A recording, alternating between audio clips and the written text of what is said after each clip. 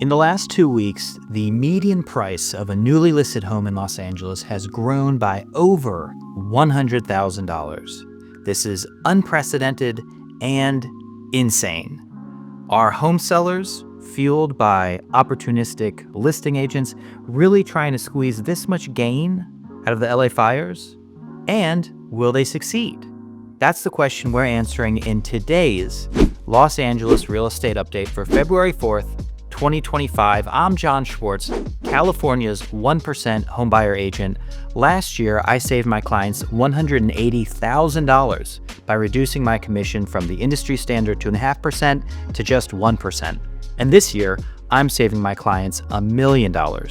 Learn how you can be a part of that and schedule a free consultation at jonsch.com. That's JONSCH.com. Now let's get into the data. And we're looking at the most recent weekly print from Redfin for the Los Angeles metro market. We're looking at median sale price.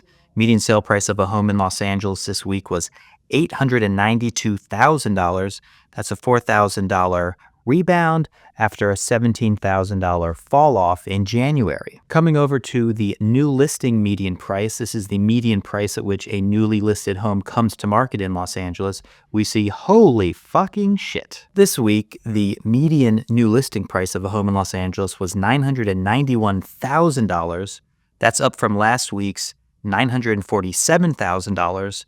And just 2 weeks ago, we were at $886,000. That's a growth of $105,000 in the median list price of a home in Los Angeles in just 2 weeks. Now, as you can see, list price usually grows this time of year, but the large growths we've seen in years past have both been about 50K over a 2-week period. So our more recent 105K over 2 weeks is literally double the normal growth of the new listing median price this time of year. I mean, look, there are millions of homes in Los Angeles and only 12,000 were lost in the recent fires. So is it possible that such a small number of homes leaving the market and such a small number of families looking for new homes, tragic though it may be, is it possible that that small number can make such a big impact on the metropolitan numbers? You'd think no, but I've been speaking with agents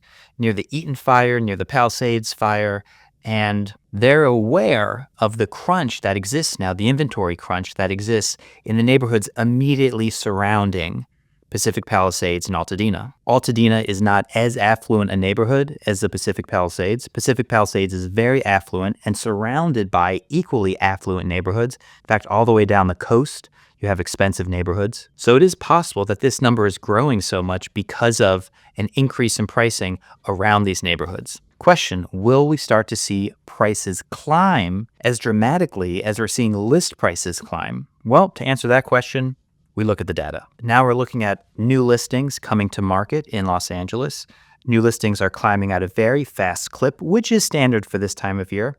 This week saw 1,217 new listings hit the LA market. That's a really healthy 9.6% growth over the same week last year. Last week, we were seeing year-over-year growth of just 2.8%. So new listings growth is robust, especially compared to last year. It's growing exponentially compared to last year. That exponential growth obviously won't continue, but my point is the huge leaps we're seeing in list price, well, they're going to be counteracted by the huge leap we just saw in new listings. A lot of homes are coming to market, and that's going to prevent prices from following the huge leap made by list price.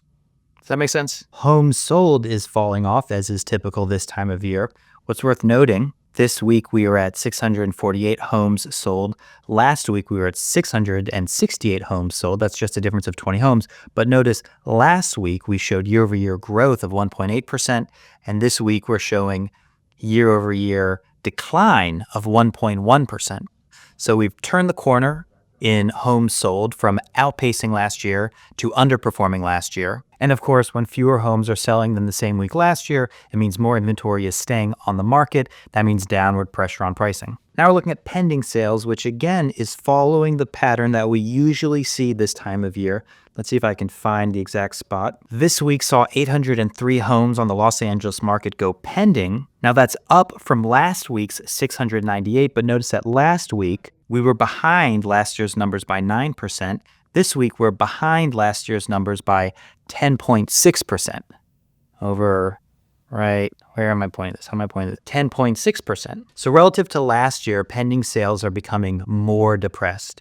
As we know, pending sales is a leading indicator for homes sold. So if pending sales is dropping relative to last year, it means we should continue to see homes sold dropping relative to last year. Again, that's downward pressure on pricing. And as we would expect, active listings has grown. We're up to 12,988 active listings on the Los Angeles market this week. That's 17.44% more than the same week last year. A little bit less relative to last year than we saw last week. Last week, we had almost 19% more inventory than the same week the year before. This week, we have about 17.5% more inventory than the same week the year before. And of course, more active inventory means more downward pressure on pricing. Now we're looking at weeks of supply. Weeks of supply usually climbs this time of year, but we have now climbed to the highest point on the graph. This graph covers the past 4 years, and this is, I'm sure, the highest supply point we've had since the pandemic. We're now at 20.5 weeks of supply of inventory on the Los Angeles market. So yeah, some agents might be listing homes, especially in neighborhoods surrounding the fires, for really elevated prices, but the fact of the matter is there's more inventory on the market than there was last year.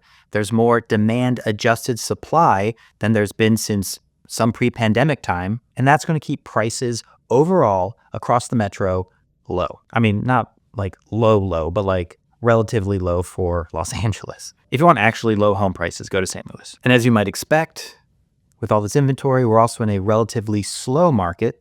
This year's line is buried beneath 2023's line. Let's see, this week, the median days on market for a home sold in Los Angeles was 56.5. That's exactly where we were at this point in 2023. And what you have to keep in mind is that at this point in 2023, rates had just doubled, had completed their doubling from 3.5% to 7%. Homebuyers did not like that and decided to take a pause. The market slowed down dramatically, and that's how slow the Los Angeles market is right now. However, there is one metric that points to the strength that does exist in the Los Angeles market right now for sellers, and that's the off market in 2 weeks.